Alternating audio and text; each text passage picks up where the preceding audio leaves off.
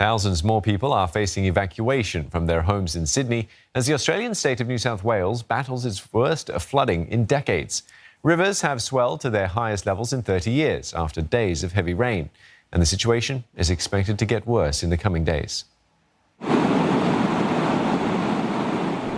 After days of relentless downpour, more heavy rain is on the way in New South Wales.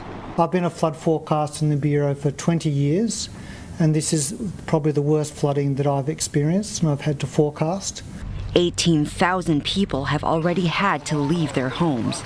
Emergency services fear that number could rise to more than 50,000.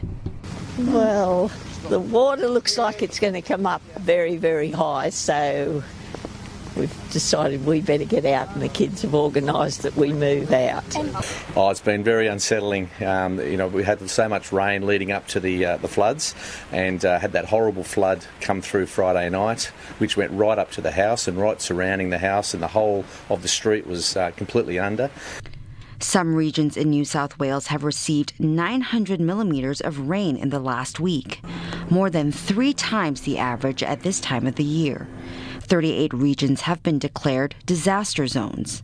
As dams and rivers overflow around Sydney, 8 million residents have been told to avoid unnecessary travel and work from home. Schools are also shut. In many places, rains are expected for at least the next 24 to 48 hours, but I fear worse. We're grateful at this point that no lives have been lost so far. But weakened foundations for buildings, for roads and trees, they all create risk, as do down power lines and rising water levels.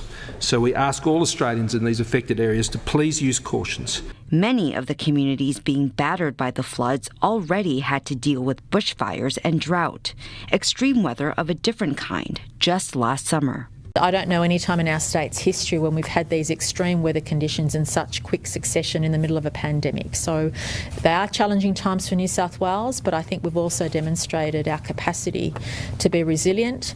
Rainfall records are expected to keep tumbling in the coming days. The bad weather has also affected Australia's COVID-19 vaccination rollout, with freight and logistics services disrupted.